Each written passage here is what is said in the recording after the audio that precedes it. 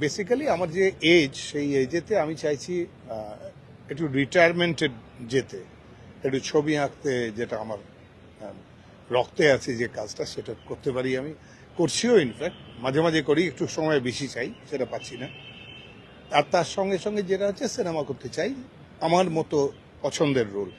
এই মুহূর্তে বললে যেমন আমি আগের মতো অ্যাকশন করতে পারবো না আমার বয়সে, যেমন ওই স্পিডে দৌড়তে পারবো না, বাঘের সঙ্গে লড়তে পারবো না, সেরকম আমার মনে হয় যেটা পলিটিক্যাল ফিল্ডে, তো সেই ধরনের মানুষ দরকার যারা আমার থেকে অনেক বেশি পরিশ্রম করে, মানে সক্ষম লোক। তো আমি চাই সেই হিসেবে হয়তো আমার রিটায়ার করা উচিত। হয়তো সেটা আমার পক্ষে ভালো হবে, সবার পক্ষেই ভালো হবে।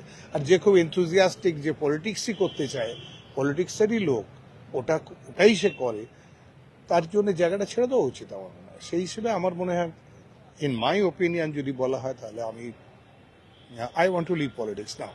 আর আমি তো অন্য পার্টি করার লোক নয় যে একটা পার্টি থেকে একটা পার্টি যাবো করবো, ওটা তো আমার কাজ নয়, প্রফেশনও নয়, এটা আমার ইন্টারেস্টও নেই।